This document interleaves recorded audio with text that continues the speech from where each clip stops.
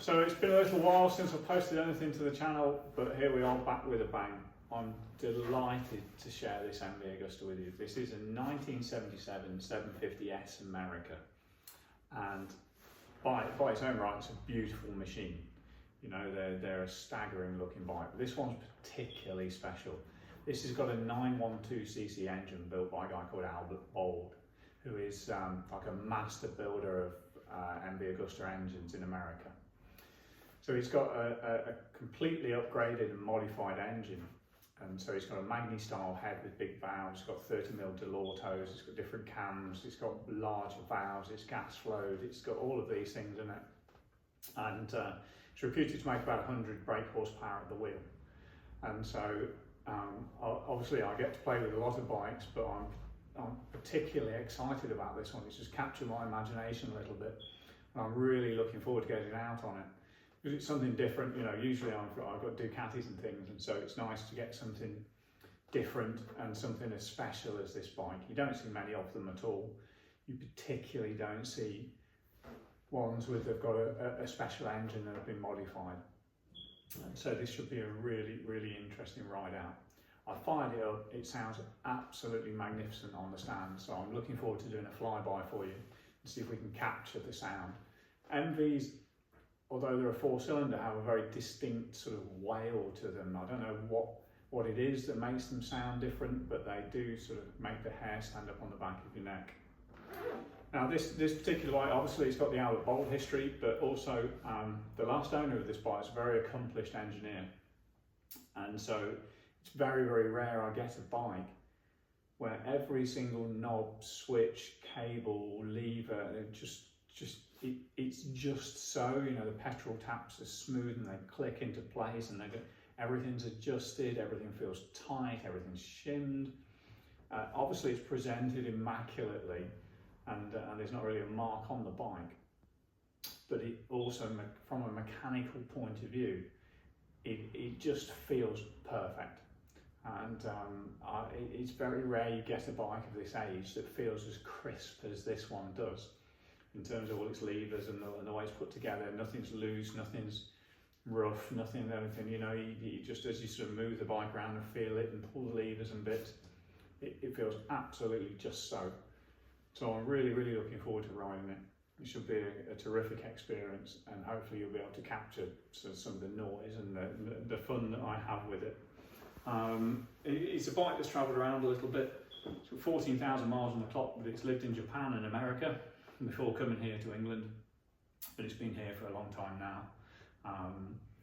Interestingly, it was inspected by Albert Bold in 2004 and in 2012, and I think then it came over to the UK just after 2012, and has been looked after by its last owner and made in Italy, I believe. So really well serviced, lots of history, beautifully spec'd, very, very interesting and pretty motorcycle.